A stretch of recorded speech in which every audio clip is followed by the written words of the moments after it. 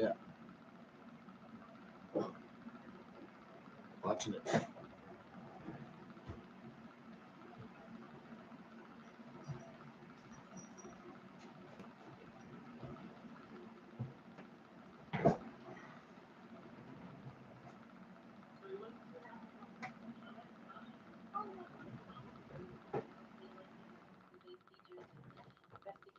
Recorded Crocodile Dundee 3 in Los Angeles. I'm watching it right now. But I don't know if I can show it because it's like, it's a Paramount Pictures. Could be like a copyright strike. So put some low audio in the background.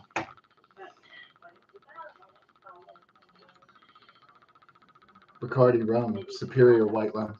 So, yeah, I think I might go chill this. It should be BRB.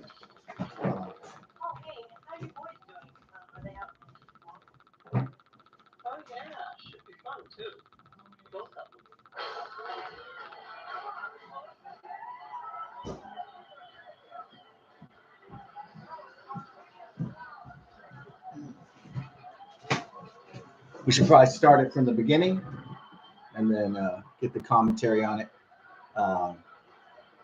Maybe do a little preface on the Crocodile Dundee series. Yeah, we'll go ahead and restart it. And okay, it's playing the ending music to. Sometimes they try to give the copyright strike on the music too. One time I danced to the Crocodile Dundee theme song, and for a YouTube video back actually a long time ago, like say like 5 years ago or something like that. Bacardi and Coke. Woo!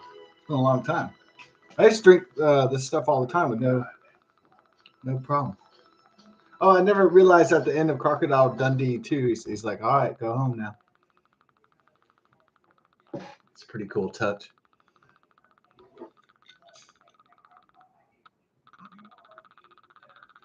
We're going to play Crocodile Dundee 3 in Los Angeles. And from the Rotten Tomatoes and everything, it looks like a horrible movie.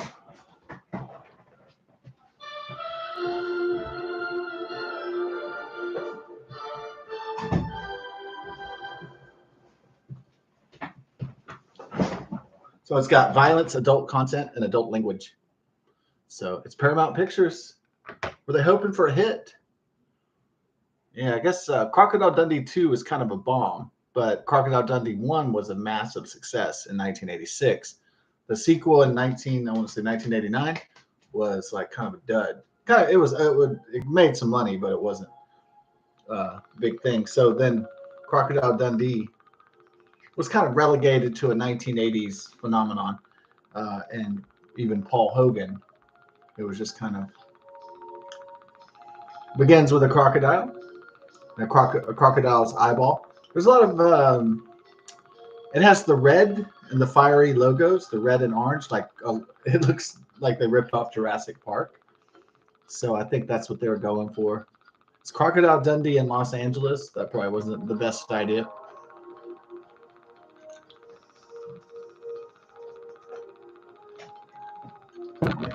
This come out.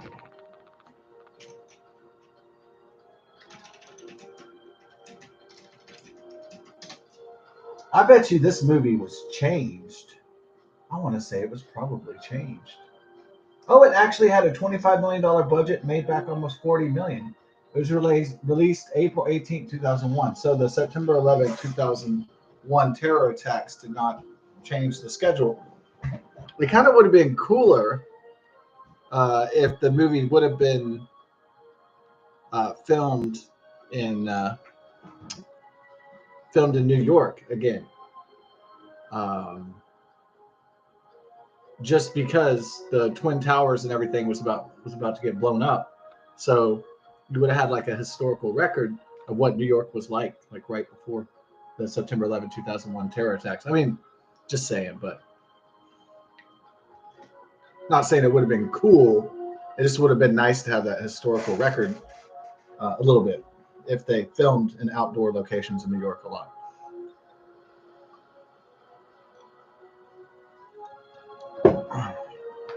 So that's why Spider-Man had to be changed because he was originally the original Spider-Man poster was Tobey Maguire with the webs in between the Twin Towers, and they had to change that for. I bet a lot of movies were changed because of that. So we got some like Walkabout Creek, population 20. Apparently, it's become a tourist hotspot for American and other tourists.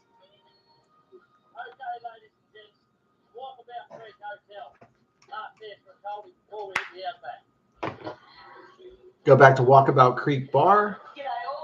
That was featured in the first movie, and it's a real place, I believe. So I think this is all a real place. They just used it, because there's Donk. Bringing back characters from the first and second movie makes sense. Trying to tie it all together. That's good.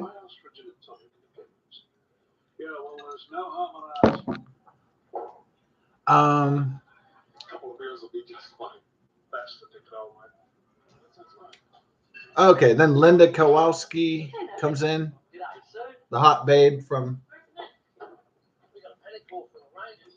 and still married to Paul Hogan at this point until 2014.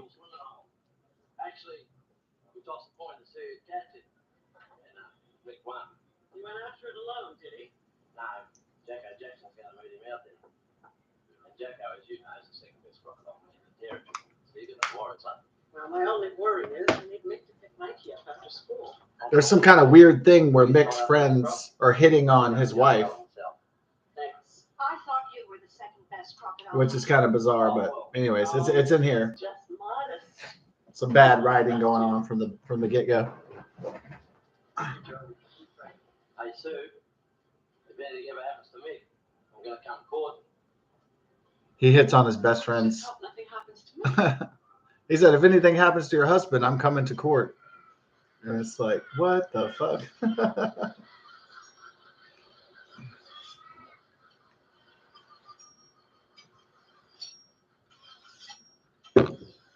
Okay, then it shows Paul Hogan being Crocodile Dundee, doing Crocodile Dundee-ish things, like hunting crocodiles.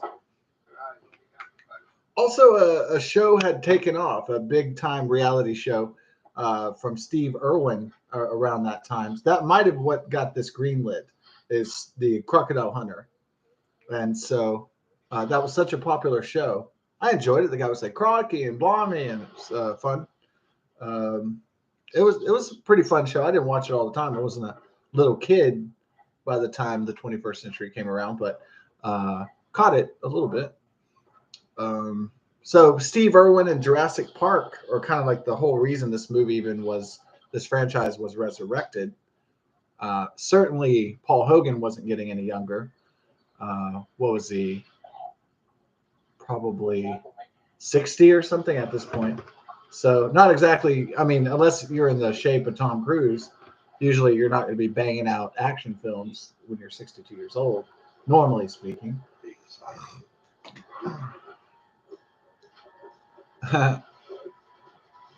He's having trouble with the croc. Crikey.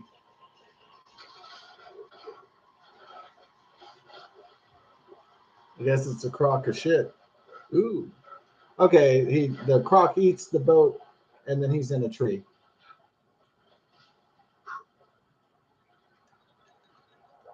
Most of the people come back that were in the original movies, as they were way young back then in the 1980s. But except for Walter was real old. Like Don Knotts kind of old, so he probably passed away, so that's why. Or he was crippled or something. He couldn't be in the third movie, unfortunately. Then Jacko comes back.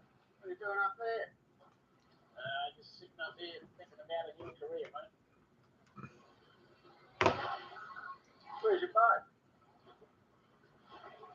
So Mick Dundee is very famous in the Walkabout Creek, and they got lots of tourists and a big industry, but he's not feeling it. Okay, it's and everybody's not.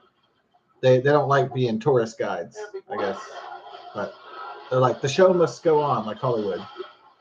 Okay, now the guy gets his boat eaten, and now they're both stuck in a tree. Jacko. Well, now we scramble ashore and go to Plan B. The first Crocodile Dundee is a fish out of water story, a romantic comedy, and it does have action, but it's limited. It's mostly a romantic comedy of the 1980s about a fish out of water, a foreign man falling in love with a wild bushman adventurer type guy falling in love with a New York City girl kind of thing. Country boy meets city girl, kind of your typical 1980s romantic comedy, right?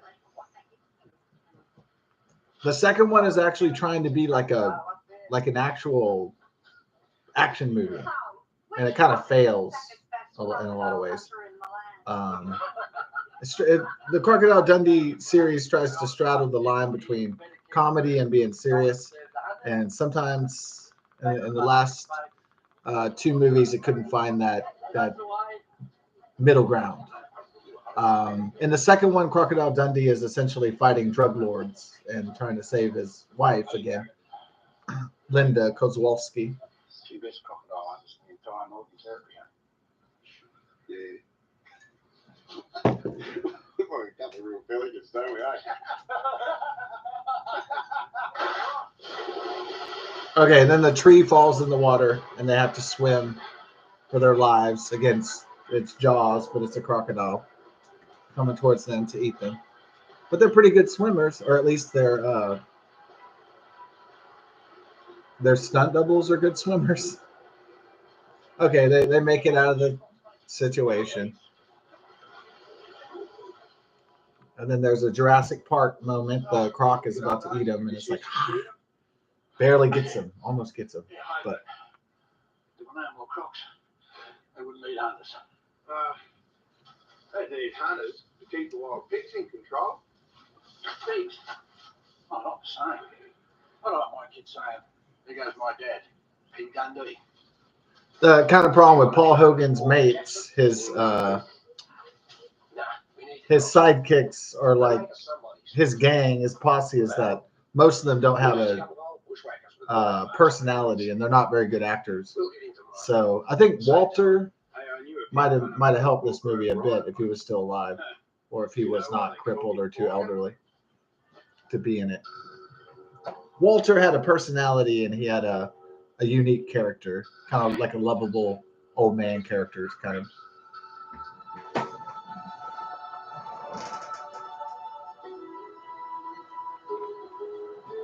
Okay. Walkabout Creek Hotel. Then they're going to introduce his son, who's been born in between movies. I don't know if this is his real son in the movie. I want to say it is. It looks a lot like him. I don't think it's another actor. I think that's actually their son. So it's all in the family. So, you got out of that tree all right, eh? Now, how could you possibly know about that already? My people have ways of talking that no white man can understand. And the Aboriginal. Arthur, you're so full of bullshit. That's kind of mental telepathy, eh? Yeah, mental, all right. I think we just found out which one of us is the white man. Yeah. They're making black and white people jokes, or Aboriginal and white man jokes. Yeah, we're standing right next to me now. Oh, great. They're making the guy's wearing a thong, a tribal thong, barely has a sack around his, but then he has a modern cell phone. Already did the matinee. We'll keep the tourists happy, eh? Well, mate, these days they're our bread and butter. That's sort of what we are now in the 20th century. Tourist attractions. As they say, show business, mate. By the way, it's the 21st century, mate. Oh, The joke is that the tribal native man knows more about the 21st century and technology than Mick Dundee does. Crocodile Dundee does. Ha ha ha ha. Not very funny, but kind of, a little bit. Hey, it's the 21st century now. Just cool stuff. But we had an earthquake here, and we learned how they happen in California, America. Did you see one when you were there? no, I was in New York. They don't have earthquakes there.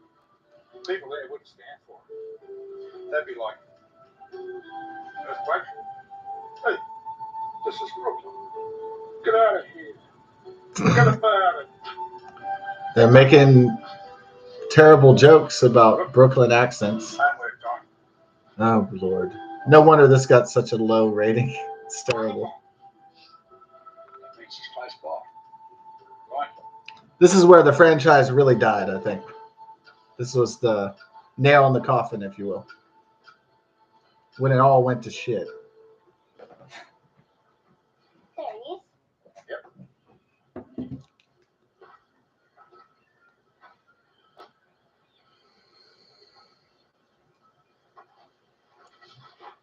You hungry? I guess, were they trying to make a movie for kids or something? Like something that would be... That I never miss. I think they're trying to make a movie for like the Steve Irwin, like the childhood crowd, the Jurassic Park crowd. Quick, Dad, let's take Rise back up there. Funnily enough, Jurassic Park 3 would come out also this year, All right, the one we're 2001. I know, I'd be scared, I promise. done with it. I really won't be scared if I can carry a knife. Then Mick Dundee tames a wild boar, a wild pig. I don't know if they call them boars in Australia, but anyways, we call them boars here. Wild feral pigs. I met one myself out in the Texas countryside. Came through a meadow, and there was a big boar, big wild pig, and it was before I read Lord of the Flies, so I wasn't scared of him yet. I hadn't read George Orwell or Lord of the Flies yet, so I thought when I was a little kid, I thought that wild boars were kind of cool, feral wild pigs, and dangerous looking, scary as well. Majestic even.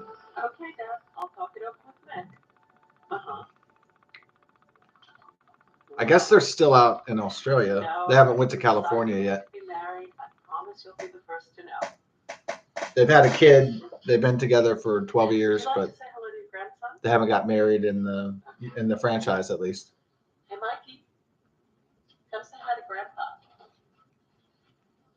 There's a baby kangaroo. Oh, look, he has a baby kangaroo. I guess that was supposed to appeal to little kids. Look, there's baby stuff. So what's new? Oh, Tom Zetland. He ran the LA Bureau, Dad's paper. He's just killed in a car accident. Is he a mate of yours? There's the plot device to get to California. But the thing is, Mick, Dad is now pleading with me to take his place while he looks for a permanent replacement. So what you're saying is your dad wants you to go and work for him in Los Angeles. How long? Well, I told him I might fill in for 2 weeks.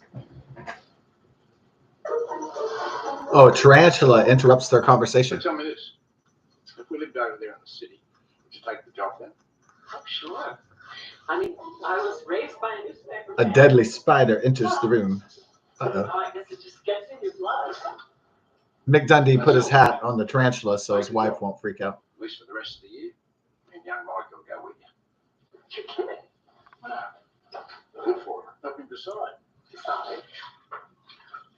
Well, your dad has a newspaper, right? You're his only child. Someday Mike is going to have to decide. Yeah. Be an assistant crocodile wrangler or the owner of a big city. The crocodile hunter. That's a tough one. Travel would be good for him. Remember how my trip to New York sort of... My dog's coming out. I think she's like... Made me a lot more... What's the word? Sophisticated? Yeah. By the way, Nick, what are you doing with that awful trap? You're not going to use that on some poor animal. No, I mean, don't. Some mongrel's been sneaking into the pub at night and knocking off his grog. Ah, stealing Don's beer. Well, I guess they deserve to be mangled. Yeah. But what about you, Mikey? What do you think?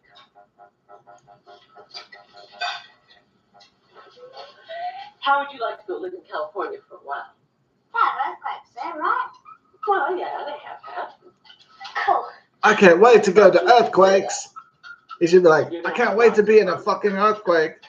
What kind of weird ass kid is That's this? the one I'm worried about. Do they have hurricanes there? Sign me up.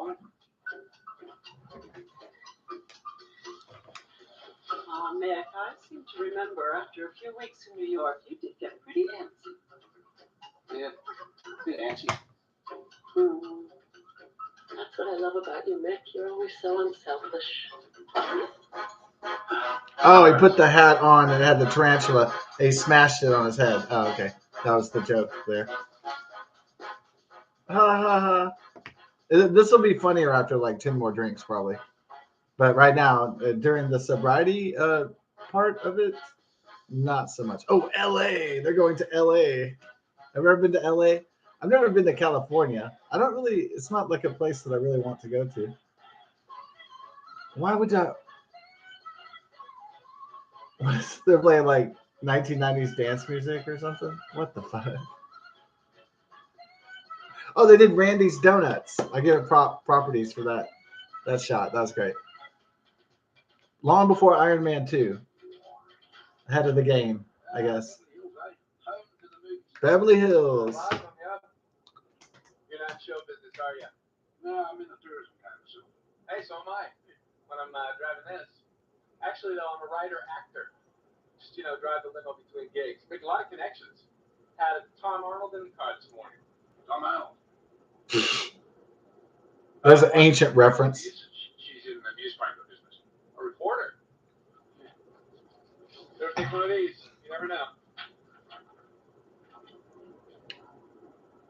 Thanks.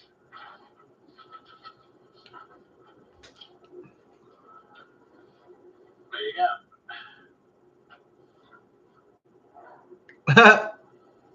That's nice. Oh, you can take that. I got plenty of copies.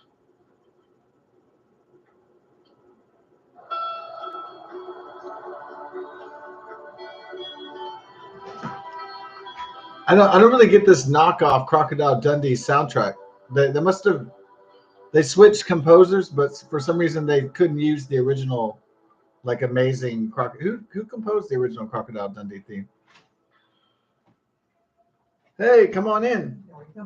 Yeah. It's driving her crazy. Oh, I know. It's driving her crazy. I'm surprised she hasn't pushed it in yet. Yeah. But she's coming back to me and looking. Oh yeah. So this is he doesn't understand how to do he doesn't understand how modern technology works to open windows. So this is like supposed to be funny. It's not really that funny though. I don't know how to open windows. I don't know how hot tubs work. Ha ha ha ha. I guess like the comedy was already like foreign man visits U.S. doesn't know what's going on. They kind of wore off by like movie 3, huh? So he wasn't too happy about working in LA, huh? Oh, no, comedy here. No, he loved doing everyday features and investigating scams. Yeah, we're getting the love move. Let's get Mama Lou. Love it. That's love, Joe. Oh, I'm just gonna crack it now. Yeah. Look, you see, yeah.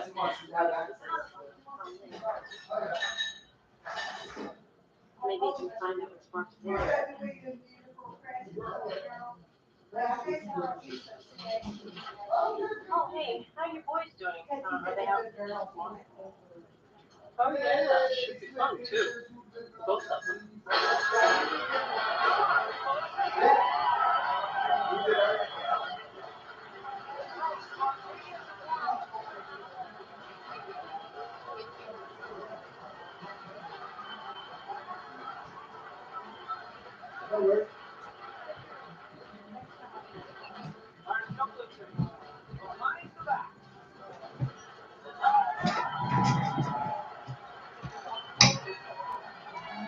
Okay, to the vet. Okay. Oh, okay.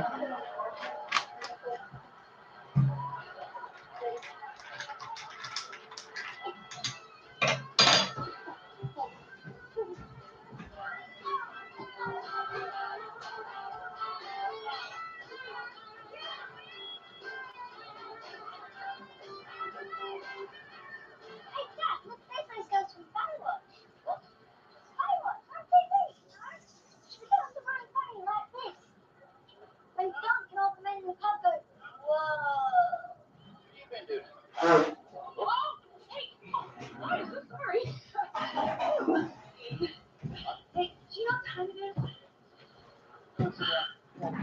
Oh, Crocodile Dundee has met his greatest foe, a blonde woman with big tits. Wow, wow, wow. Really? So, where's your house? Yeah. Are you ready to shag? Yo, I'm single. Bed Hill. So, do you have a nice home? Yeah, we got a dining. You got a whoa. Hey, you got a bank account too? Yeah. A credit card? So, you married? He's not married. So, you got custody? Oh boy. Right, so you're a good parent. Oh, this is too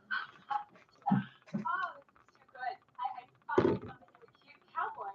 He's a little more adventurous vintage than kids, but that's okay. He's got a mansion in Beverly Hills, and plus he's got custody of his kids. That means he'd be a good dad for my Cindy. This under the cat trade.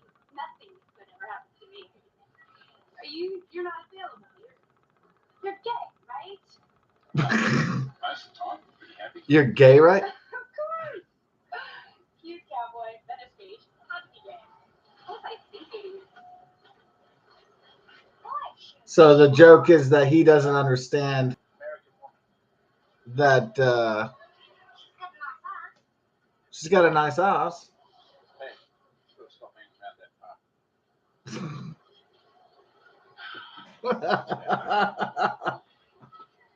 This movie is not funny. It's just so Mick Dundee doesn't understand because he's from the outback of Australia that gay means like homosexual. And he goes, oh, you know, I am quite a happy fellow. Which, of course, goes straight to video where no one wants it. And guess what they're doing now? Who was this movie made for? Jurassic Park fans or something? I don't know who it was made for. Yeah, I mean, I think it was made for little kids, right? Yeah. That's when you get really excited about the story. All I can see here is a bunch of really You need to go get that beer. Of course, that's not illegal. Well, you know, that's the research that I did for him. Whenever Tom was working on it. You're gonna get a Powerball ticket. I can get the Was it almost $400 million? Yeah. Right. And I noticed that Then some other tickets, and we're gonna get a brewski. Brewski. Faye Olsen doesn't. Gonna get a brewski. I mean, she's fine. Yeah, Linda Kowalski. That's got to be their real kid. He looks like him. I can't look now, mate. These California people are nice, friendly, and polite until they get in their cars. Then they turn into greys ones. Traffic jokes about LA. LA traffic.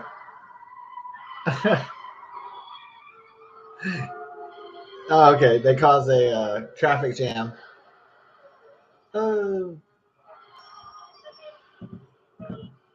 Where's the dog? He got me there. So my way out of being annoyed by traffic was playing like, you know, music. And that's always been my default. Like that's how I don't have anxiety in driving is I play music. Music is like anti-anxiety. It's like natural anti-anxiety medication. Like, cause it's always usually, you know, it sounds good. It's pleasant. It's fun. It's intellectually and spiritually stimulating at the same time. So music has a lot of great attributes that kind of like, they can make you feel happy or make you feel calm if you have anxiety or you have stress or something like that. So music is a good, like natural kind of drug in a way. So that's the drug I would use if I was sober, you know, and I'm not drunk. I'm not high. I'm not on drugs. I would just turn on the radio or put in a CD or put in a MP4 or whatever, right? Put in the satellite or whatever the case may be, whatever it is. And one day I'm like driving downtown I-40. I'm going I-45 south and meeting an old buddy or something. And the traffic gets like huge jammed. And this lady's angry behind me. I'm not angry because I'm like listening to Foo Fighters or something. I'm like kind of in a happy mood because I'm like on my way to do something happy, see my old buddy and hang out and stuff. So I'm in a peppy mood, but the lady's like, I'm jamming my music when we're in the traffic stop, and then she's like pounding on her wheel, like, you know, flipping me off and stuff, and like I'm like, this, I didn't do this, you know, I didn't fucking stop the traffic.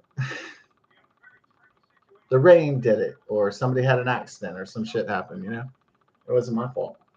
But she was just like like the sardine in the cage. She was just like just all like I was ruining her life or something by existing or something like that. Fuck her. But anyways. Oh no, you gotta have sympathy for the old angry ladies. You gotta have sympathy for bitches. Okay, he stopped traffic to rescue a skunk. And that's the joke is Wouldn't mention this to you, but you probably wouldn't understand.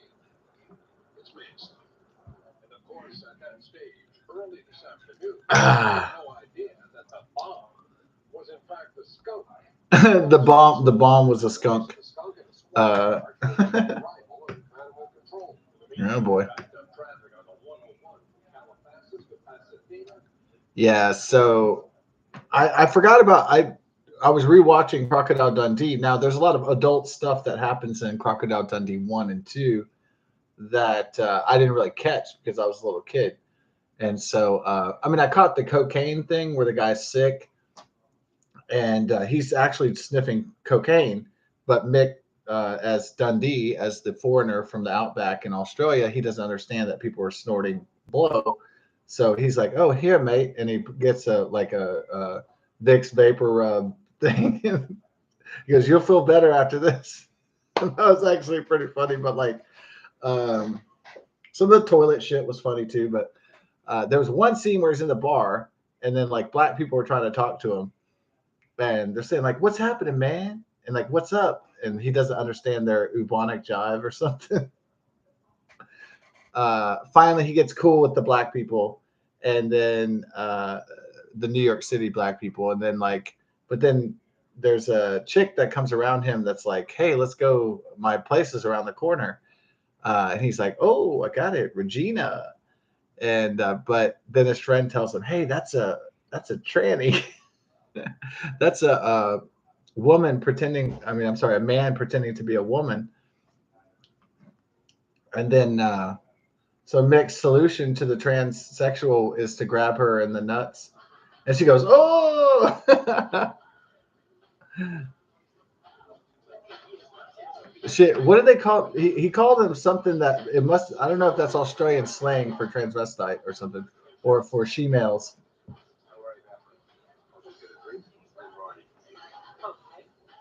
I'm gonna get you after I've done the formalities.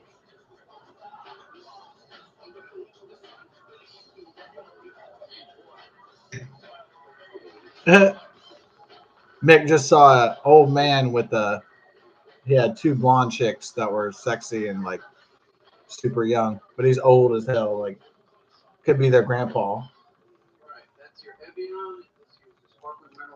Oh, Crocodile Dundee at the bar. That's always a funny scene, or it can be. So you're having a drink or doing your laundry? You having a drink or doing your laundry? Uh-oh. He insulted his manhood. Woo. Drink or doing your laundry. Uh-oh. He insulted his manhood. Woo. Would you like a apple teeny, Mr. Dundee? Like apple teeny? Fuck that. Fuck that. Oh, here you go. Here you go. Oh my God.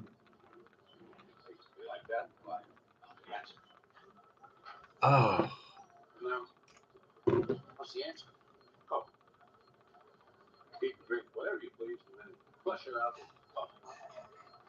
Now you just drink lots of coffee. You don't drink it. Talking to lines.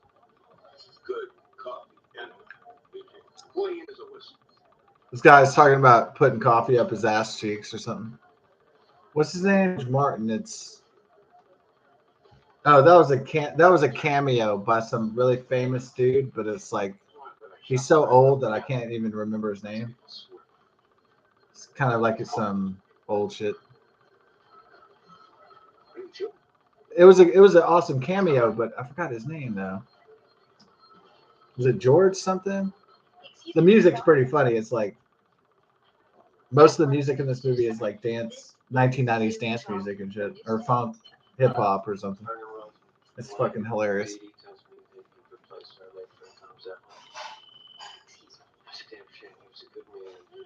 You really know what's going on in this business. It's his name. It's been a while, huh? I'm afraid I come up a bit short in that department.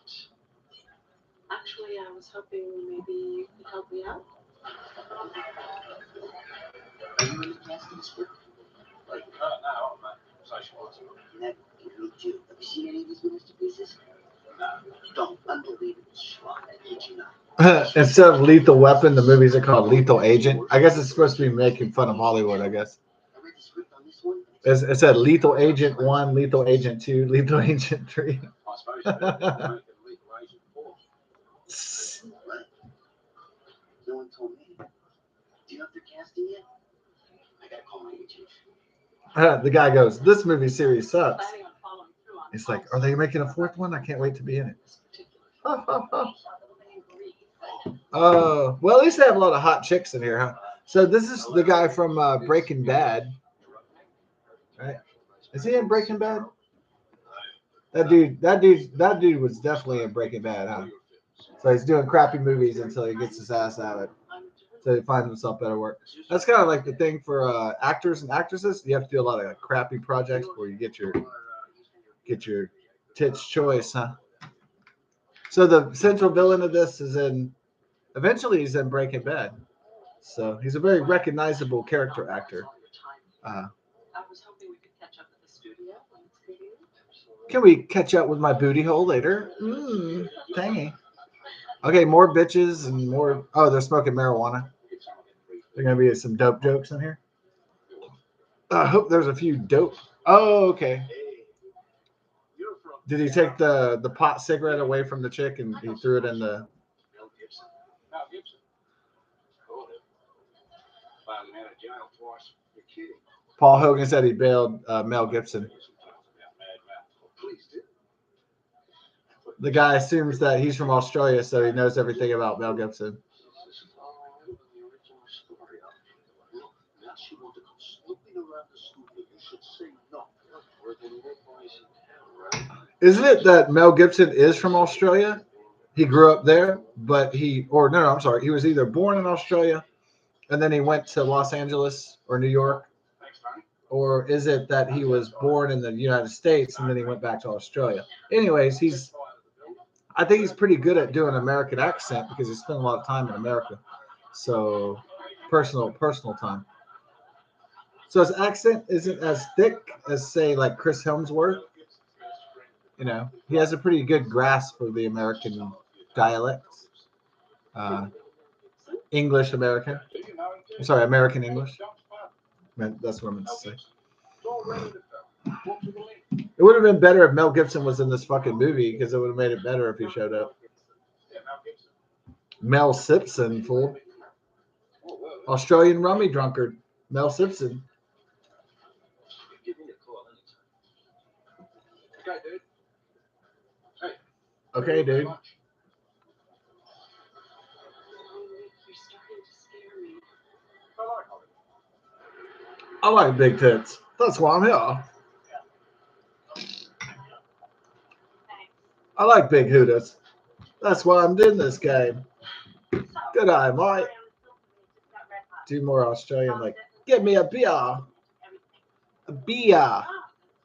We go get a beer. The line must be drawn here. Oh, that's Sir Patrick Stewart. That's from England. That's England English, not like Aussie English. Beer. That Margot Robbie, dude. Damn, Margot Robbie was like, what, like 5 years old when this shit came out? No, wait. She was probably at least 10, fool. Oh, she was probably born in 1992, right? So, yeah, she was 9 years old or something back then.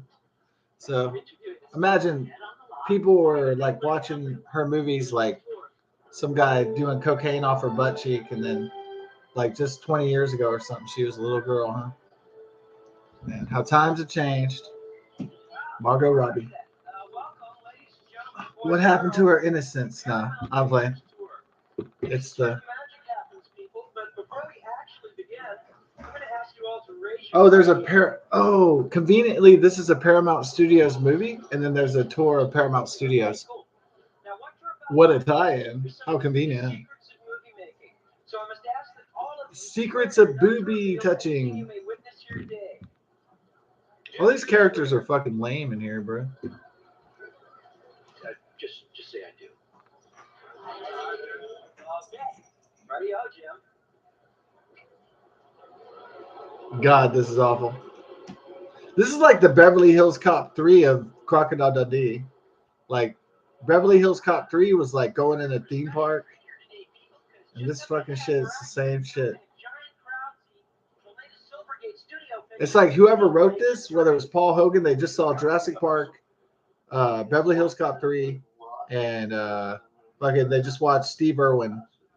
And they thought, oh, that's the movie we should make. And then they were like, yeah, maybe it would be like kind of Crocodile Dundee-ish. A little bit of Dundee-age in it, but we'll call it Crocodile Dundee, but it really won't be a Crocodile Dundee. It'll be Jurassic Crocodile Hunter.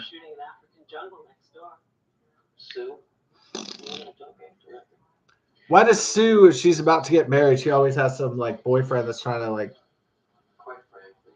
all these guys are like, they're all moving in on her action and shit. Like she's the hottest chick that was ever made or something. It's like, not really. There's a lot of attractive women out there, man. There's a lot of fucking babes, dude. It's not like it's just one and there's just like everybody competing. I mean, it could be like that, but like piranhas. But there's a whole shitload of beautiful women. So they make these movies where there's one beautiful woman and there's like all the dudes are fighting over one of them and shit. Euro Disney. Great story. A Russian Hollywood. And when do we go on record? All right. 2 weeks, tops. Whoa, this is the rum, homie. All right, so y'all enjoy this audio to this movie? 'Cause I can't show the movie unless they'll do like a copyright strike and like a live stream strike for like 2 weeks or some shit like that. Because they're assholes. I mean, like, no one gives a fuck about this movie, okay? They just do it to be assholes. They don't do it because it makes sense. It's like, you know why you know why people make rules, right? Some are good laws, some are good rules. But you know, a lot of people in charge and power make rules because it makes them feel powerful and in charge. They make rules because it makes them feel in control. And that's a power trip for them. So a lot of rules and things aren't really to help people improve their lives. It's so that the people in charge of their lives can feel more in control and power. And I know that's a hard lesson to swallow, that people power trip, but it's a reality of our world. Seriously, it definitely is. It is my duty to warn you that several dangerous jungle creatures have been sighted on the loose. So please keep inside the tram at all times. I don't want to lose anyone. Again. Dad, do you have to be gone?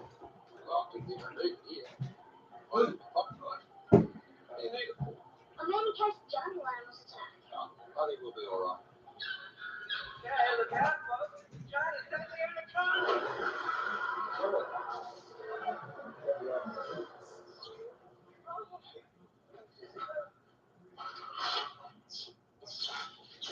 Well, that's awesome, dude.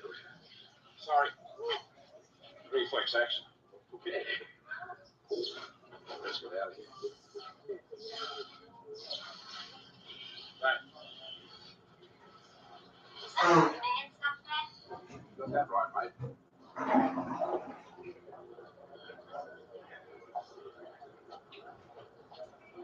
Hey, you do? You have fun? Yeah, it's cool. Yeah. So, how'd your interview go? All right, I'm going now. Did you ever talk to someone and think everything they're saying is a lie? Yeah. Nugget. Nugget's harmless. This guy. No, you should do. Payne's got police connections. You get the cops, do a background check. I've done that That's the before. way they do it on NYPD. Not had my shit ready. Oh, Mikey's not the only one glued to the TV all day long. Yeah. Oh, yeah. Yeah, education programs, right? Yes, like wrestling. Cut him loose. Now, what the rock is cooking? Well, did he behave today? Oh, yeah.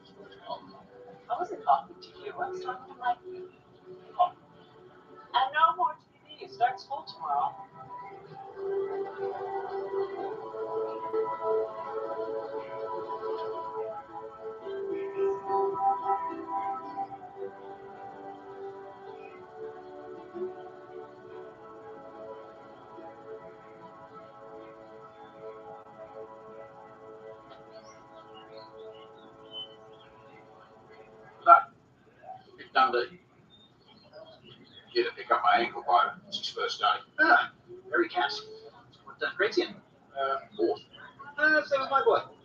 My boy's in the third. Eric Barrett. Hey, Eric. Yeah, you look like an outdoorsman, Nick. What do you think of this whole survival camp idea? What is it? Well, the school's putting on this summer.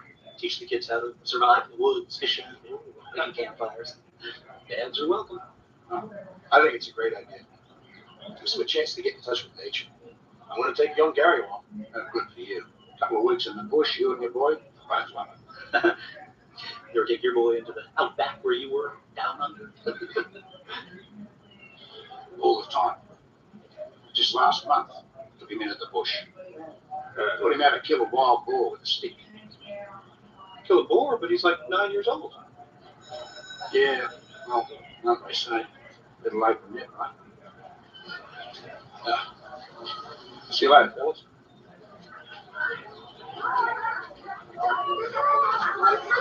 Yes, Mathis wants to talk to you. I'm at you over there. Dorothy Mathis, Mr. Charles. Oh, I need to take access to me, Dundee, but ask him why she's dead. Oh, Mr. Dundee. Right. Well, first off, Mikey is a lovely boy. Bright, friendly. There's just one small problem, one we run into all the time here. We call it the Hollywood syndrome. Like when a dad plays a policeman in a movie, the children often believe he's actually a policeman. Oh, right, you've got a lot of actors, kids. I'm not in the movie business. I'm in the tourism business. Not so glamorous. Exactly. Which is why your son tries to make it sound a bit more colorful than it really is. Now, it seems harmless, but little fibs can grow.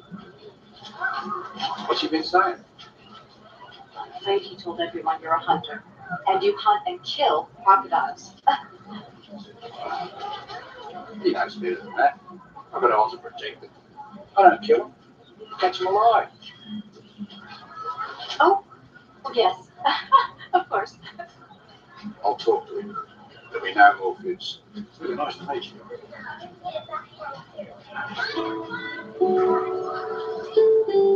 Looks like a hunter.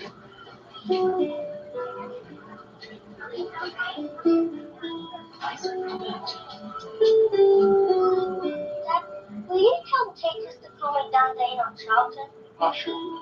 We just have to enroll her at school under your mother's name because that's your legal name over here. Is that because you won't marry Mum? Oh no, we're married, sort of. We just haven't done the legal bit yet. So what did the kids at school say when you told me Dad was a crocodile? They said, well, what's he doing in Beverly Hills? Not kids.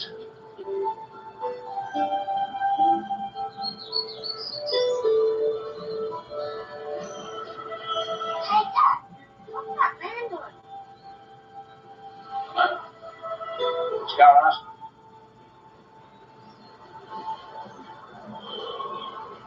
Excuse me, mister. What are you doing?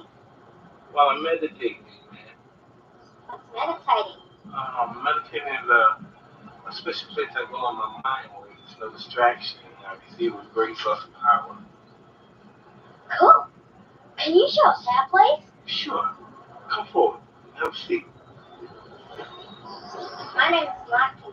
What's yours? Mike. Oh, I'm Mick. Mikey's dad.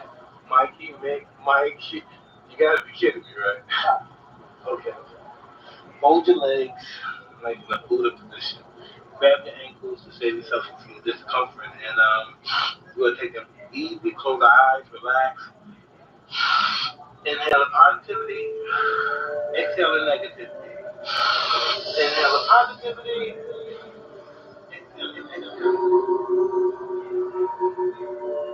Open your eyes, wake up, relax. How do you feel? Very powerful. And that's the ticket, Daddy. Power. It's all in the power. Hey, Mikey, could you just hurry up a bit or you can talk to Mike for a minute? I'm private. Thanks, Mike. You're welcome, Mikey. There. Take care, buddy. Hey, Mike, I need a favour. Oh, man, everybody needs a favor from me. I need you to help me up. My knees are blocked. That's my bad, right? You got it, buddy. I didn't want your kid to see. Oh.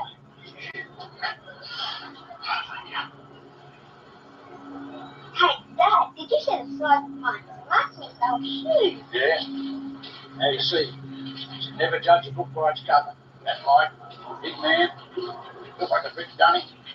But I could tell straight away. He's a gentleman. He wouldn't hurt a fly. I just know people. It's a gift.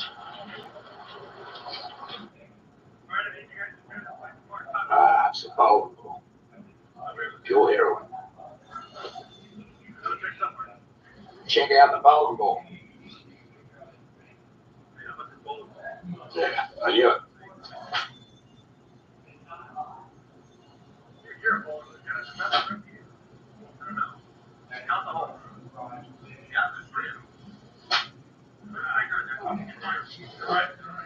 Hey, Sue.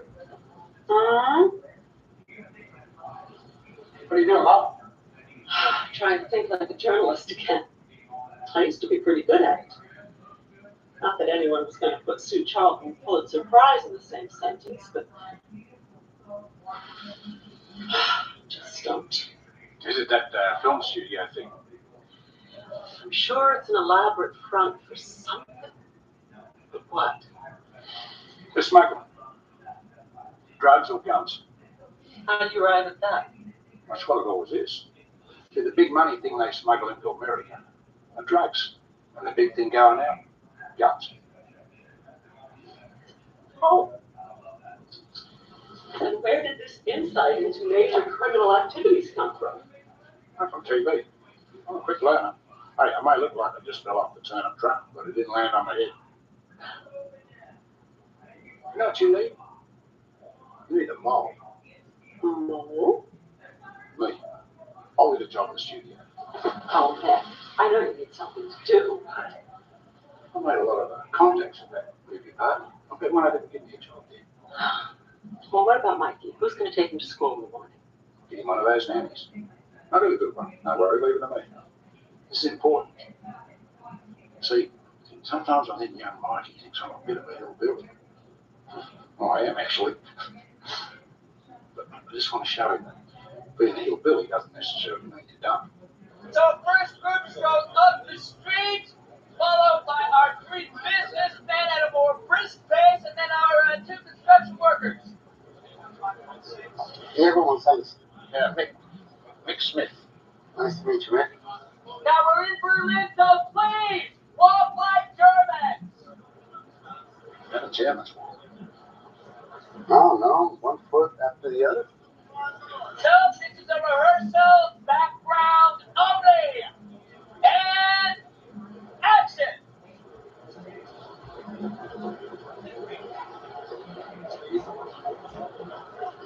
What the hell are you doing?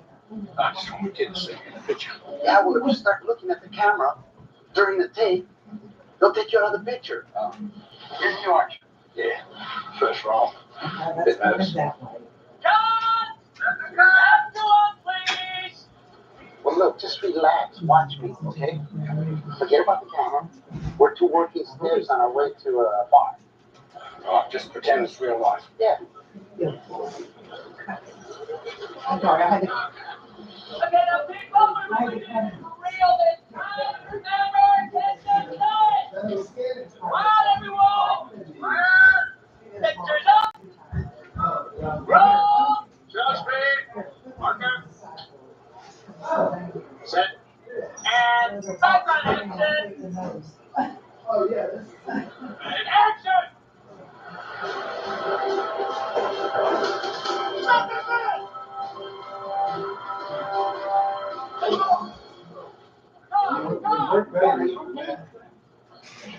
What the hell happened? But what, boy? Sorry, brother. What happened is that he tried to catch him as he fell. He pulled something through it. He went down hard. Are you sure you're okay? Thanks for trying, buddy. Okay, go again. Back to us, please. Pass the camera, listen the lights. Hey, thanks for coming up. Couldn't help it, you know, reflex. Sort of like a football flashback. Football my ass. That wasn't exactly a legal tackle. Oh, listen, huh? It's called the Darwin Kodak. Anyway, I owe you one. No, it's okay. I have to keep you here. You're fun. I want to see what you're going to do to script the next date. Okay. Who's that? George Lopez? It looks like George Lopez. Or no, that's not his name. Dang it! You're forgetting the old famous Latinos. What's his name? Richard. No.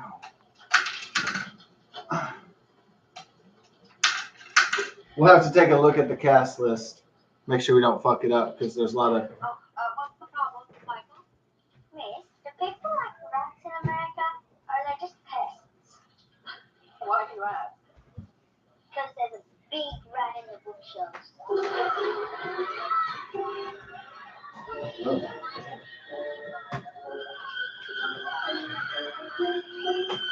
Oh, he becomes a hero because everybody else is a douche. Oh, it was a pussy or something. Okay, we got it. He can kill a rat with a rock. Is it dead?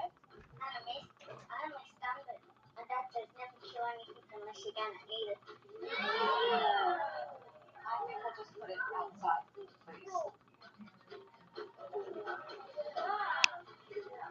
He's my best friend.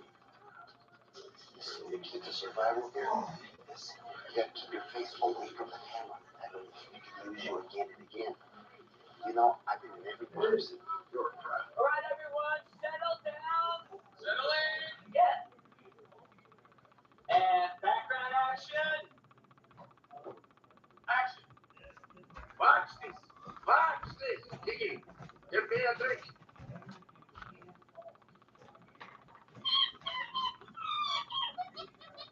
Oh, there's monkeys. Isn't that funny? No. What's the problem? Sorry, she was fine earlier. Come here, Kiki. Come here. Come here.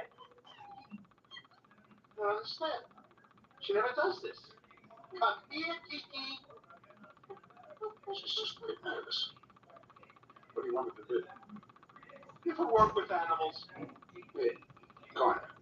Oh, she's supposed to go to the table and take a soda to the actor.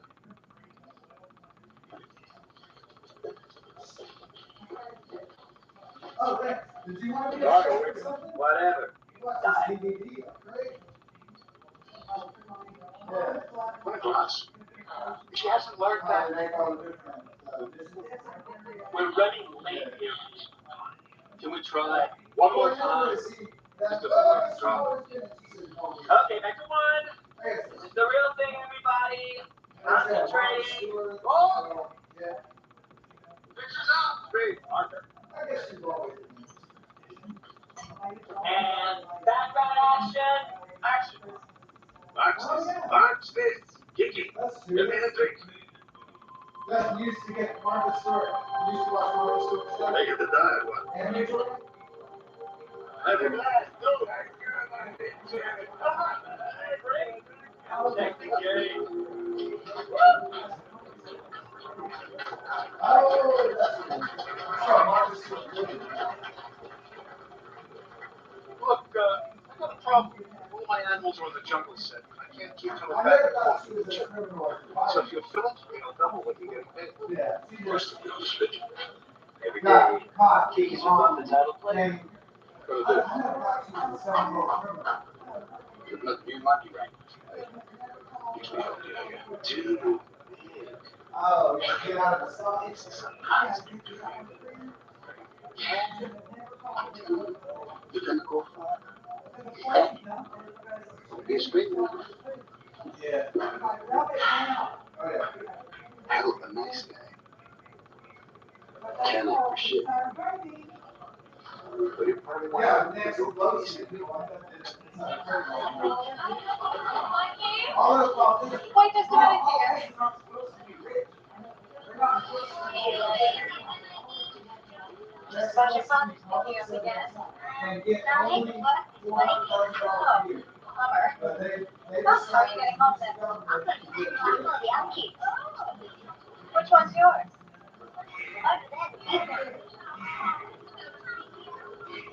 Your daddy? Well, he's really on deck at the back. Not even a Uncle Jack O'Barry. No, he's looking. Hi, Dorothy Mathis. I'm Mikey's teacher. Dorothy. Hope you jack up.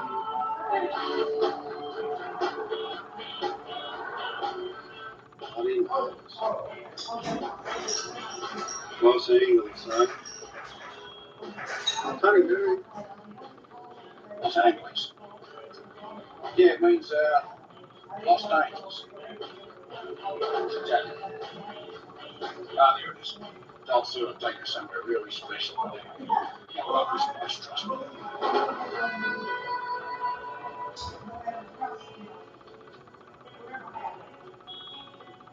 Now, pick out what you want off the menu here. You yell it out into that box. 2 minutes later, stopping it down without even getting out of the car. Because we have these drive-ins back home in the cities, but this is where it all started. So you can eat like a pig, and no one can see you. Clever buggers these Yanks, eh? Well, this is why LA is famous all around the world for its fine cuisine. Welcome to Lindy's. Can I take your order, please? Let me handle this. Good evening, Wendy. There will be 4 of us dining in the car this evening. So we're going to need 4 triple burgers with cheese and 4 biggie fries. So that's 4 classic triple. Wait a minute. Here comes Stan and Harry. They'll also be dining with us tonight. What's going on with the movie? 6 triple burgers with cheese. 6 triple burgers with cheese? Now it's like fast food jokes or what? I like a quadruple burger with cheese. Oh, the joke is that. Oh, okay. That's always a funny foreign joke that foreigners eat more than regular Americans. Is it true that foreigners eat more than Americans? No, not really. That's kind of a mythos. Now, with certain cultures, maybe not Australian, but I know when the Germans came here, it was a running gag. We were going to Burger King all the fucking time. Now, it could be maybe Germany doesn't have a lot of Burger King, so they were just Burger Kinging it up, right? Or Germans like a lot of hamburgers, and that's why we're eating hamburgers constantly. So maybe Germans just like eating hamburgers and triple cheeseburgers, and they like going to fast food places, and then they like eating sausage a lot. You know, maybe there's some stereotypes and myths that we're kind of misunderstanding here.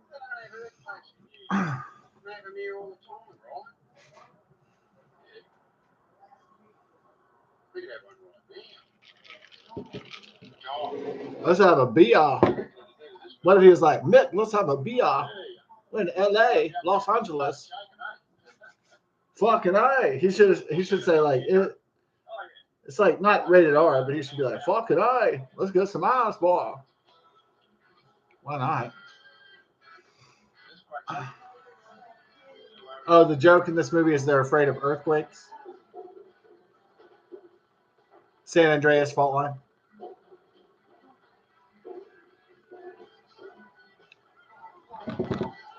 Earthquake jokes. So if you like earthquake jokes, this is your movie. I need a drink after those 1,286 stairs, mate.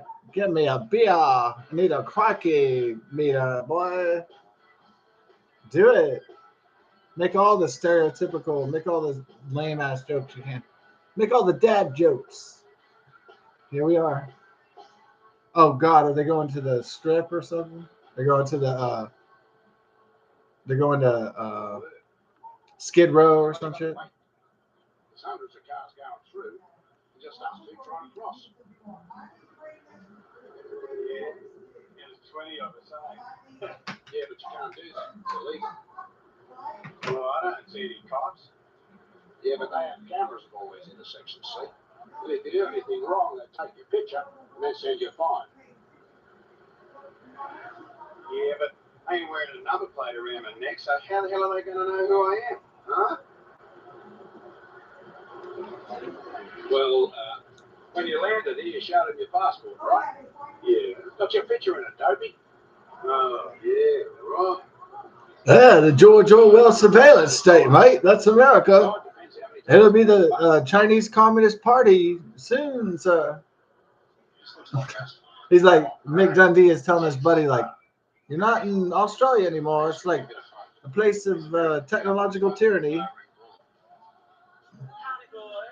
Uh-oh. They're getting back into the males dressing up as females joke again. Oh, the California transvestite bar. I'm so glad they did this because I was so hoping they go to a drag bar. Poofter bars? I don't even know Australian slang, so I don't know what poofter means. The shirt lifters over here. All right, makes fun of the transsexuals. Okay, what is... Okay, then now it's time for the essays.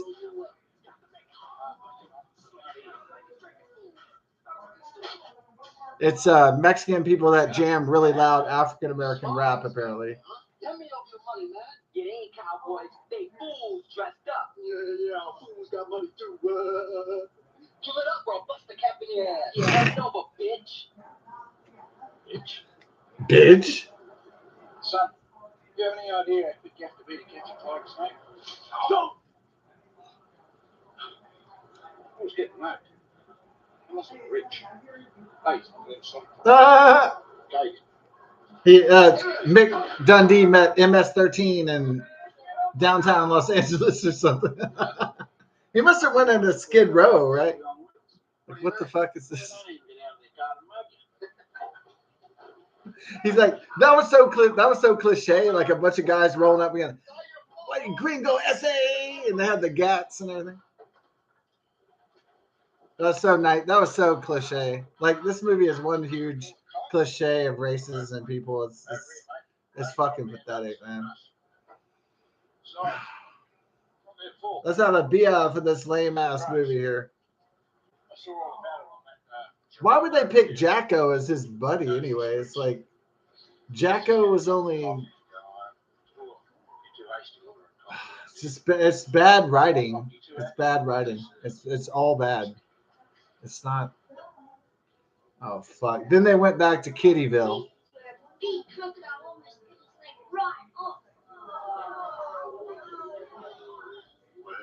tell the truth, kids. Wasn't really that big. Have a beer. Oh, I get it. The elementary school teacher has the hots for Jacko. She's like licking her lips, like, I can't wait to fuck it. Yeah. This is hard. This movie is horrible. And now there's a monkey, like it's Every Which Way But Loose with Clint Eastwood in it.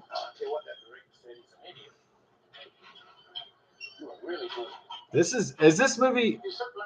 What's his name? George Ramirez? George Lopez? What the fuck is this guy's name? You used to know this guy's name. That's it. You used to know this guy. What, he hasn't been in a Latino movie in like 30 years? Jesus.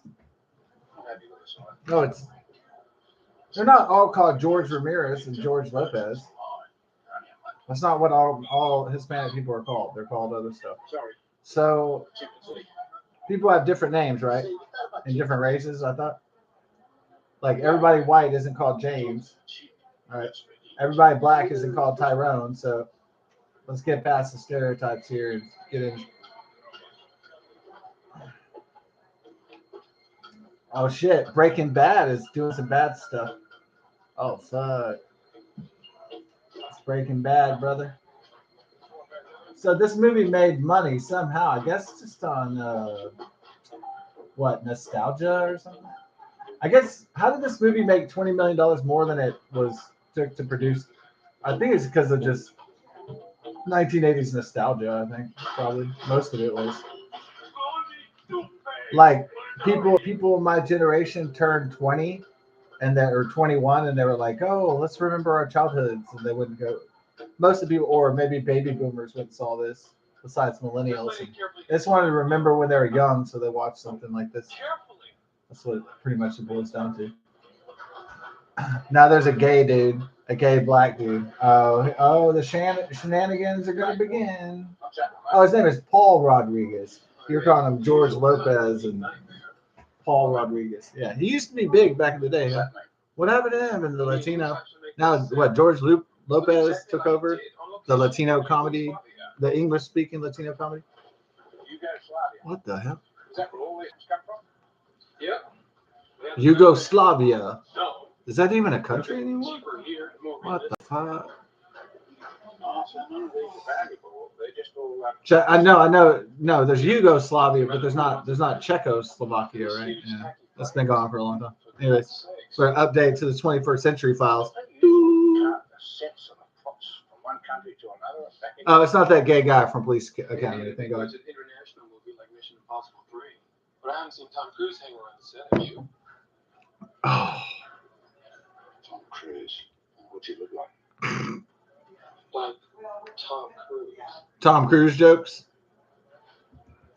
Jeez, Mike, were you born in a cave? Yeah. How did you know that? How'd you know I was born in a cave? Ha ha ha ha. How'd you know I was born in a cave? Wah, wah. More humor of the fish out of water with those been in America for fucking 12 years, doesn't know what's going on. Hey, maybe there are some Mexican people that are in America for like 15 years that have no idea what the fuck is going on as well. Aren't there some foreigners that come to America that don't know what the fuck is going on after like 20 years? They're like, I don't speak English even though I've been in America for fucking 20 years. There's some people that come over here. Have you ever worked with people in Texas that have been in America for like 30 years? They can't speak. They can barely speak English. It's like that's what happens all the time. That was the police lab. Sorry. The frames are just plaster. There's no drugs. Well, sure, I cracked the case. I don't know. Sure, I drank a case. They're not smuggling anything. No, they're sneaking around. They're sneaking around with that Chinese fentanyl. I think they're smuggling heroin. He's the pusher. Will. He's the pusher. And so Jonathan Banks is the dude from, he's like acting gangster even before Breaking Bad came out, huh? I didn't even know that. That's crazy. Stop him and they'd rake through that manure with a fine tooth comb. Never found a thing. Turned out they were right. He was smuggling something. He's smuggling that crank. Oh shit. Right under their noses. See, it's there, and I'm just not seeing it. It's a Chinese Mexican fentanyl, mate, by the MS-13 gang. We gotta worry about now. It's trucks. They wouldn't go to all that trouble for wheelbarrows. Why don't they just drink them a Foster's beer and chill? Uh-oh.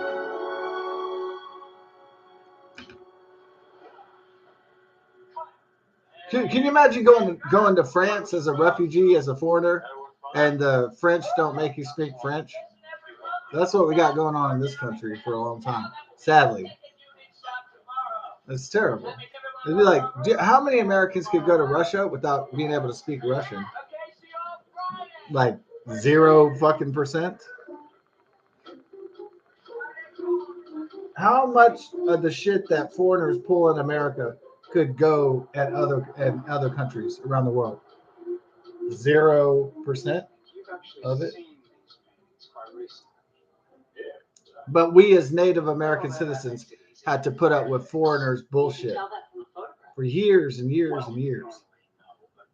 And we're expected to, by the liberal world order, to deal with this shit, to deal with the bullshit, to deal with the illegal immigrants, to deal with the gangs, to deal with the drugs, to deal with getting attacked from the south of our border.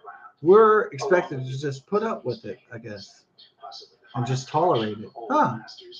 Not going to happen, but that's what they think we're going to do, tolerate it.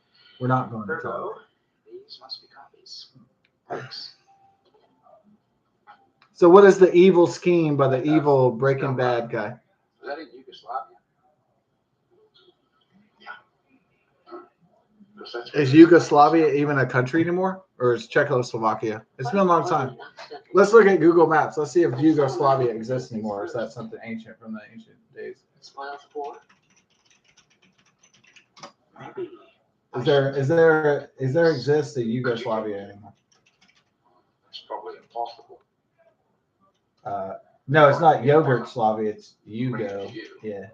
And it was real. Oh, there's That means the rest of the Yugoslavia. Is that a? You must call me the minute you find me. I have to see them. No worries. Thank you. Huh? Is that a real place? Do this. Pablo Picasso. I'm a drinking man myself, but I've never been that avid.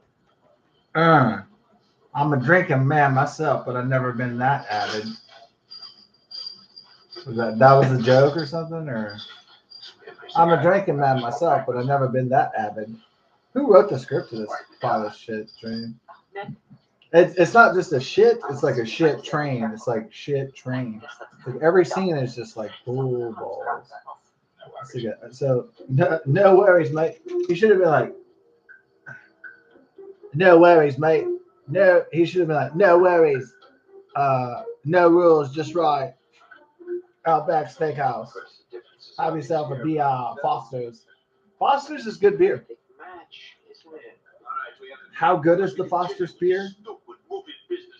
Australian beer is awesome. I like Foster's regular and actually Foster's bitters. Oh man, that's a great beer. Yeah, it just tastes really good. It's very zippy, zippy. It's great beer. So Yugoslavia, is that a former country? Oh, that's a country that's happening right now? Oh, it ended in 1992. Oh, okay. That's why I thought. I was like, there's not. At first, I was like, why are they talking about Yugoslavia? Somebody trying to bring back Yugoslavia or something? Like, what the fuck is their evil henchman's plan? Let's bring back Yugoslavia. I want to bring back the Republic of Texas. Probably not going to happen. I want to bring back the great country of Texas. Yeah, probably get significant resistance against that. I want to bring back Czechoslovakia. Or like, what about Vladimir Putin? I want to bring back the Soviet Union. It's probably not going to happen, bro, but good luck. Good luck. Good luck with that. I want to bring back the ancient Pangea. Oh, boy.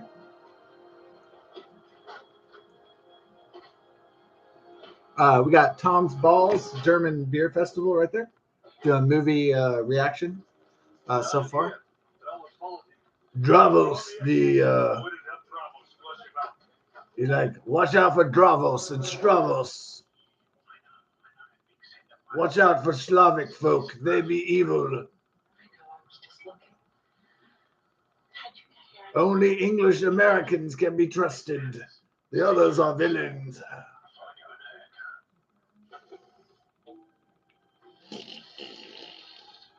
This is garbage.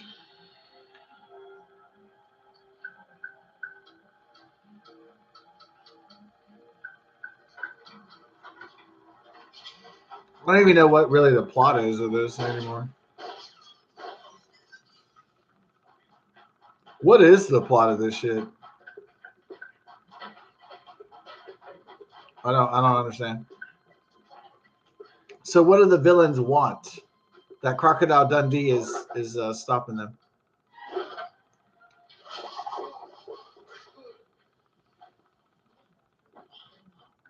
I probably need to read this because I can't really. I guess I missed too much part of the movie to understand what's actually happening. Because I had to go get the beer for 20. I had to go buy the beer in the lotto, which took 20 minutes. So.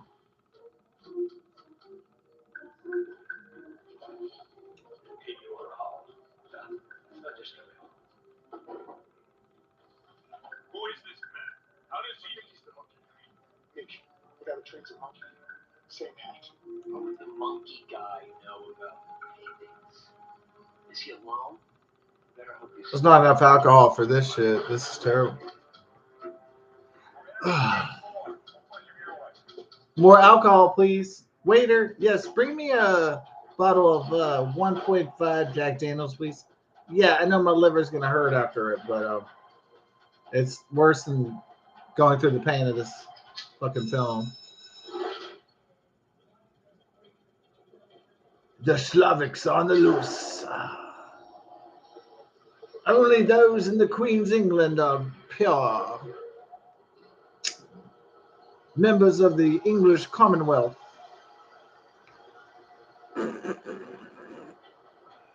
Here we go. Bullshit world.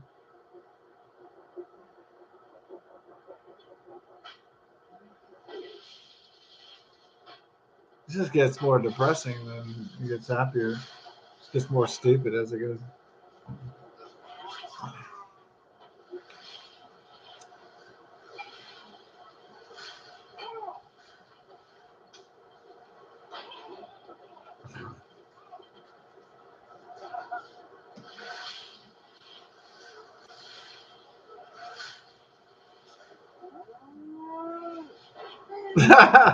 Okay, a cow just hit a guy in that cow's ass in his face because there was a wind machine going.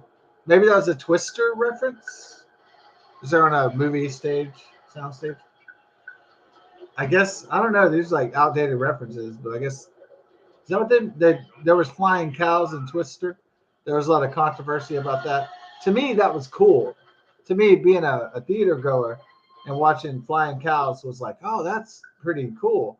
Now we know that flying cows could happen, it can't happen, but there's a problem with the flying cows is that usually you can't see it in optical digital HD.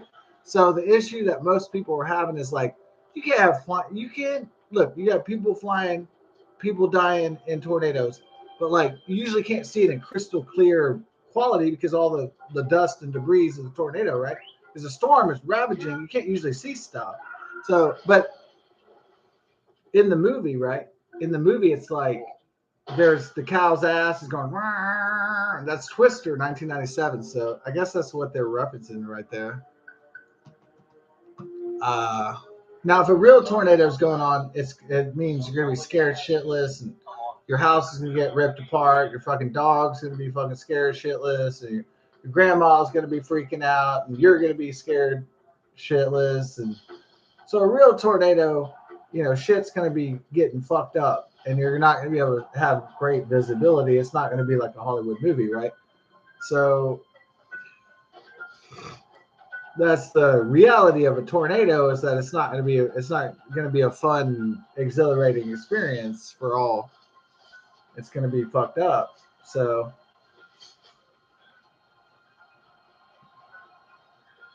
it's going to be people scared for their lives, gripping in terror. That's a tornado for real. That's what tornadic activity. Unless, I mean, if it's far away, you can look at it like a movie. Like I did in Texas. You look at the tornado comes out. It looks beautiful. It looks almost like digital CGI. Almost seems like God's computer squad or something. Like God, if you see a tornado far away, it just seems like God made a computer-generated simulation for you in the Matrix. God's entertaining us by this stuff. But if it actually happens to you, then it's not entertaining because you're getting sick and you're dying. And your people are getting killed. So then it's not a fun time. But if it's like from far away, it's like, oh, look, God's simulation. That's funny. The Matrix. Great. Oh. Did he just kill a man? No. He threw a knife close to his balls where he can't move. Oh, shit. That's Crocodile Dundee's favorite method of attack is attacking men's penises and balls, which I agree. That is the way you would attack men. And their penis balls.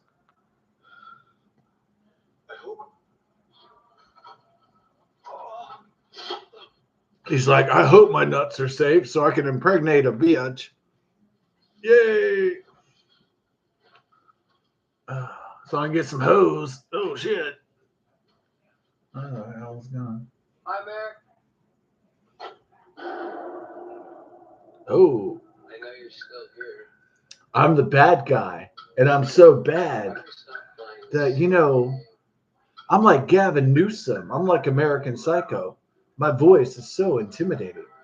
I know you're around, Dundee. I have no more patience for this. Okay. You silly Americans, I have your wife. Surrender now, you pathetic Americans. Here we go. You ready for it? All right. All I need is some Foster's beer, and we're good to go, mate.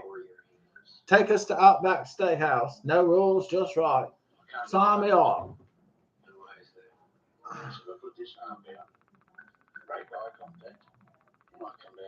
Just right. Sign me off.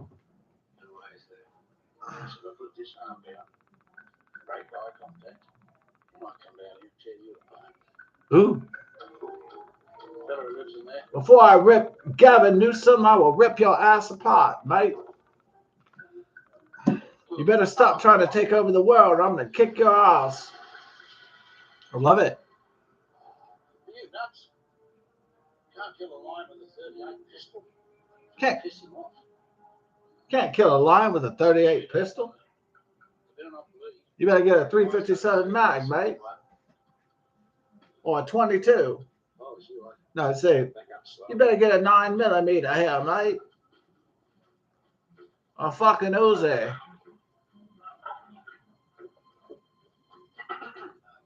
Surely that's a. One day I will become governor of California, and I'll try to take over this country. Could be right. I can assure you of that. I should feel. You'll bleed. I take my chances. Yeah, but it's not your problem. She's Mrs. Unmarried. I can't handle it. Could be a mess, I think. See her eyes. Anyway, you do what you have to do. I'm getting in the cage before his mother-in-law comes down.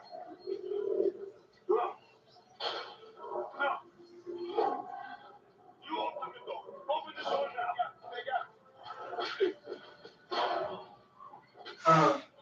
You held a gun at my wife's head. It's unforgivable. I'm going to help you this way. Eagle's going to come down here and bite a big chunk out of your fat ass. Oh, it's gonna take a chunk of your fat ass. Is that how I got the PG-13? The lion's gonna take a chunk out of your fat ass. So what did I miss what the bad guy's plan was? Was it to, like, what is their evil plan? They were trying to. Were they trying to Were they trying to create a new Yugoslavia or something? They were trying to create a new Soviet Union or some shit. I got $40, mate. It's a fair deal. Hey, dollars go really well in Australia, mate. Hey. My cell phone went dead. I had to come here to find the phone, call 911. Hey, you're clear to see. I never would have thought of that.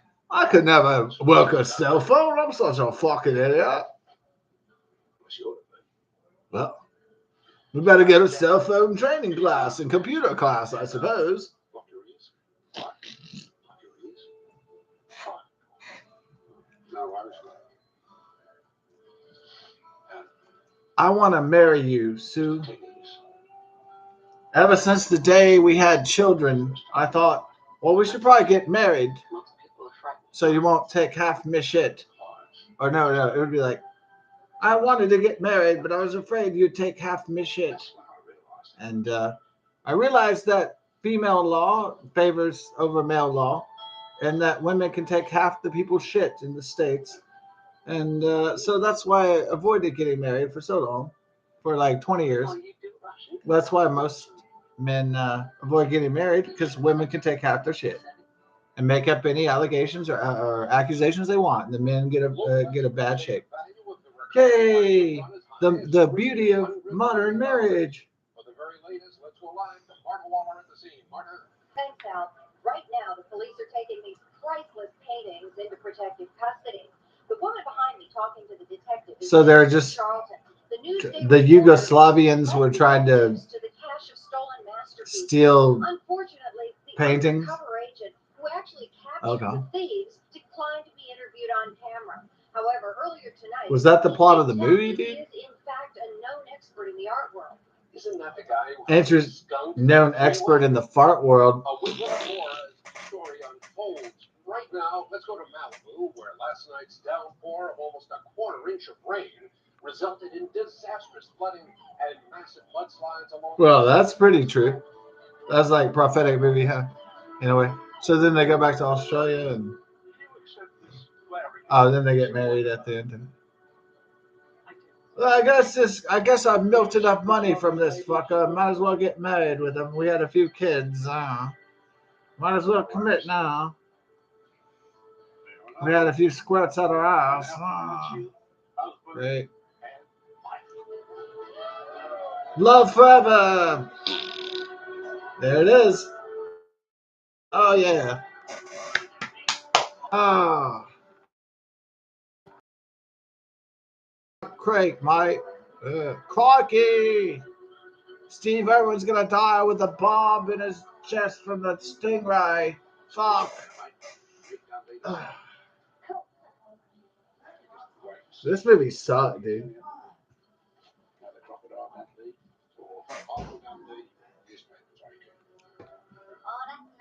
Dad. I'm gonna be Crocodile Dundee, Hunter, and Richard with big mistakes. This one for the photos. You look like a dog in that suit. You look like such a dog. You look like Crocodile Dad, stop being a dog. Yeah. What a happy end. They got married. And they cohabitated. Is there in Commonwealth? So do men just not get married because women will take half their shit in America? Like that's why they don't do it. They have nightmares of Kevin Costner, huh? Kevin Costner. He's gonna lose half his shit. This massive Kevin Costner fortune because it's on biatch. Why do men even take the plunge? It's to get laid and shit. You know.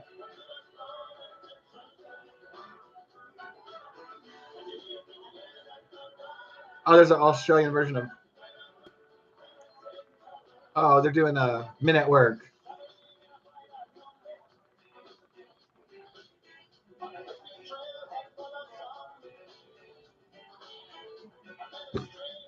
It's Men at Work from Australia, right? Yeah.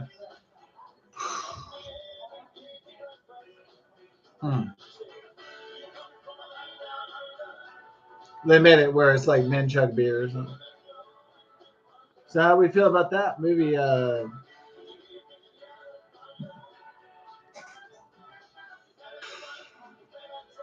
was fucking terrible. I'm gonna watch that sober though. I know it sucks. This nigga thinks it's funny, dude. It's not funny at all. Oh, they're doing the alcohol jokes. Men should limit themselves. Oh, they're still doing the tip shit. It's like men. The Biden alcohol czar recommends that men should drink less than 2 beers a week. Well, I'm on my third, boy.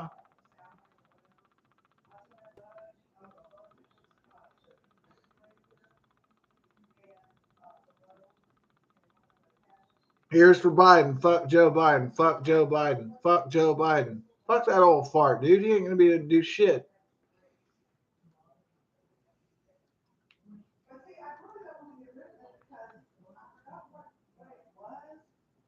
That old fart. That old fart. Joe Biden. What an old fart. What an old incomprehensible fart knocker. Old fart knocker. I think they were testing the limits of medical and human technology. I think the Democrats were like testing the limits of what Americans could tolerate. I really think that the establishments and the elites, they were pushing the envelope to see how much bullshit we could put up with, how much we could put up with like an ancient, like an old relic from the 20th century. How long can we put up with a dude falling asleep and not giving a fuck and just going on vacation? How long could Americans put up with that shit before they finally just reach their breaking point? I think that's what the establishment were thinking. I think that's what the elites were, the Democrats, the left in this country were thinking. How much can we push this circus world until people start resisting and fighting back? How much can we get away with this shit? And that's what I think they were trying to do. They're trying to see like how many liberties, how many constitutional rights can we take away in the name of safety and community security? How much can we get away with before people start really resisting hard and violently and voting and mobilizing? Like how long? Like the elites were like, how long can we chide American people before and working people and working class people before they fucking rebel, before they fucking just uh, cause a massive resistance. I mean, they were thinking, how long could we get away with this shit? And they were trying, like, how long could we make I don't know, try to push LGBTQ or tranny love or some shit. How long could they get away with that before people said nope? The majority of people said fuck this. And I think they were doing it on purpose. They were annoying the general public on purpose to see how far they could get away with shit. People in power and politics and business were thinking, how long in a league together can we annoy average everyday citizens to the point where they'd want to rebel against us? They're trying to test the waters, how much they can get and how much they'll be resisted against. So obviously they're starting to get the pushback now. They got the pushback maybe in Occupy Wall Street in 2009. They're getting the pushback in Donald Trump in 2016, and they're definitely getting the pushback now.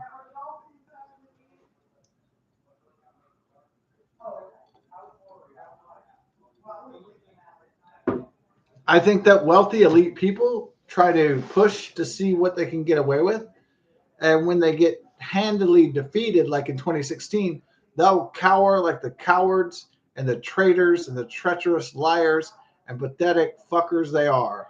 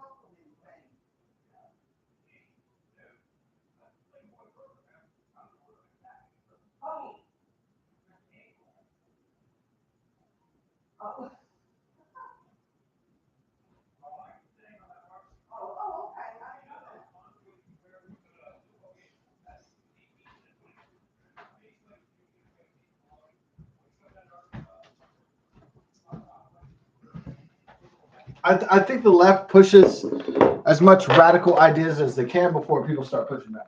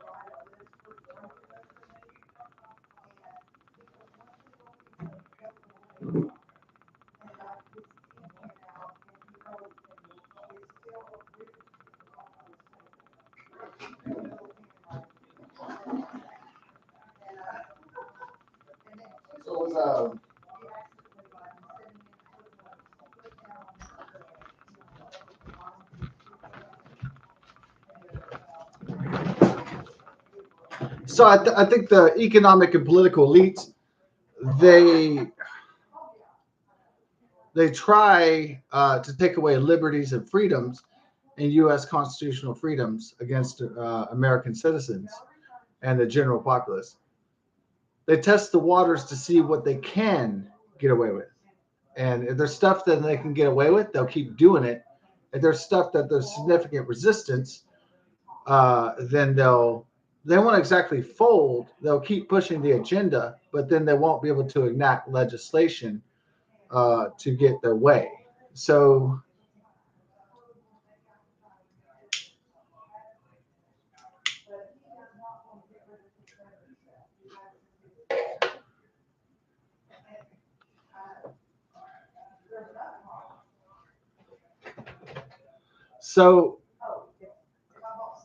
a liberal leftist government may be able to pass Juneteenth, but there was already Emancipation Proclamation for slavery in January 1st, 1865. However, the left wanted to extend when freedom extended to other states, particularly in Galveston, and they wanted to make Juneteenth. Now, how many people actually celebrate Juneteenth? I don't know, but they were able to push it through because they had a executive who was a far leftist, Joe Biden, and they had control of the Senate and the U.S. Congress at the time. So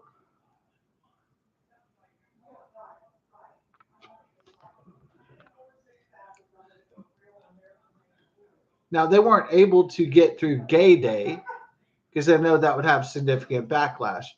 The far left would probably like trans LGBTQ Love Day, but they can't get it through because they know Americans don't accept that. They don't agree with those values. So they agree with the values of Americans agree with the values of live and let live, do what you like to in your life. We believe that a man should be able to dress like a woman, but not that should be promoted on our kids or be some kind of mainstream value. That it should be an equal value to traditional sexuality. So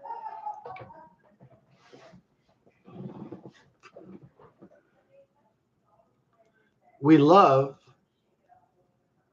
that people have the freedom to be different sexes or change their sex, or we love that people have the freedom to dye their hair blue, but we definitely don't want to promote that as like some mainstream ideology. We don't want to push that upon kids that that's what you should do. We don't want to say you should, if you're a man, try to be a woman, and if you're a woman, you should try to be a man, or a man try to be a woman, and you should also, by the time you're 15, dye your hair green. And we definitely don't want to promote those kind of things as a national policy. But we allow people to have the freedom and the liberty to express themselves as long as they don't infringe on the rights of others.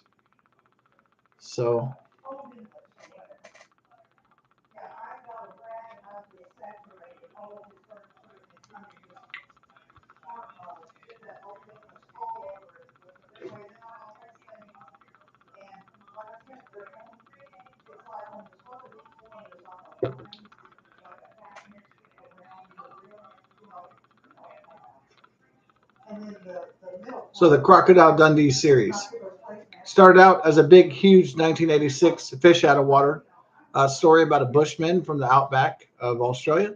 Paul Hogan was basically I want to say he was the Ernest P. Worrell of Australia. He was a guy who started out in advertising, marketing. Actually, it was different. Ernest P. Worrell, Jim Varney, he did commercials for like Pepsi and sodas and things like that. He was the original redneck comedy tour of America. The blue collar comedy tour is basically what Jim Varney was, an extension of earlier iterations of this kind of character, this kind of comic character, Andy Griffith and Barney Fife and so forth.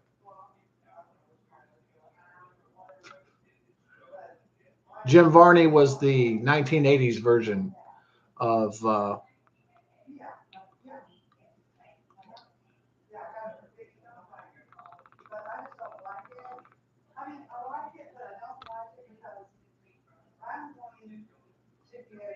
mom's talking about colors and shit, and I'm just like, oh god.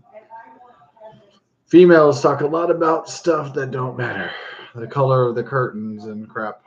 It's like it doesn't matter. But okay. Now the theory was that the man was the hunter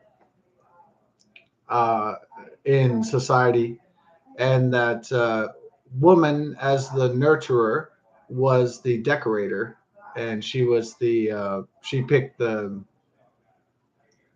patterns on the cave and stuff like that. She raised the children, but she also decided the way the household looked and the way it was cleanly and things of that nature.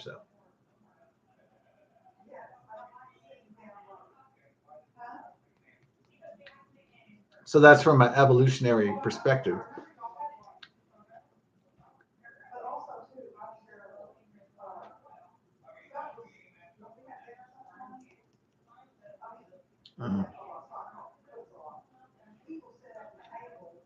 I'm sure cooks a lot, I guess. Oh.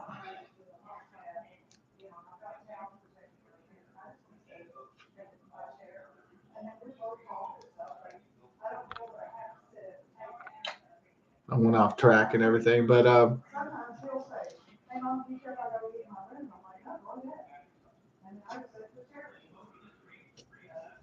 well, that's Crocodile Dundee 3. What did people think about it? It sucked. It bombed.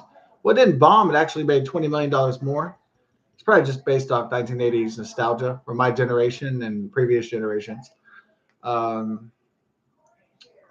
Hogan was I believe he was a spokesman for Australia tourism. Well, it is a big continent, a majestic continent, a beautiful continent. So, but they needed to have tourism dollars, people coming to Australia from other countries around the world. And so he was a spokesman for that. So Paul Hogan necessarily wasn't just a spokesman for like products, everyday products like Ernest P. Worrell or Jim Varney, but he was actually more of a tourism guy at first. Actually, he had his own show from 1975 to 1982, a comedy show in Australia. And actually, a lot of the Australian comedies are very good. I liked Fat Pizza. That's one of my favorite ones. Welcome to Fat Pizza, home of the Fat Pizza. So if you haven't seen Fat Pizza, that's a hilarious show. It's kind of black comedy, but it's pretty good.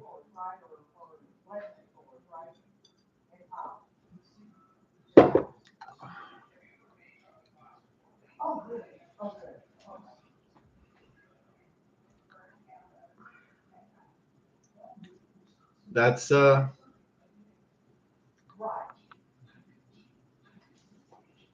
and that's what I remember talking about that. This is real jewelry that Jim had put in, which was way too expensive. Yeah. It's bamboo, hardwood. There's, you know what I'm talking about? Like, there's no piece that's gonna go down in the crack. It's slot or whatever. So why didn't the Crocodile Dundee franchise continue? You know, it was just people watched the movie and it sucked, and they kind of got sucked in through the nostalgia, but it was not enough to sustain a booming enterprise or anything in entertainment. But that's the end of the trilogy, Crocodile Dundee 3 in Los Angeles. It sucks, and everybody knows it sucks, but it's nostalgic, you know, quality to it blows.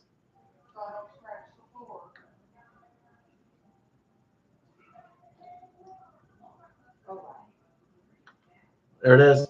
Peace. God bless. Best of success, of course.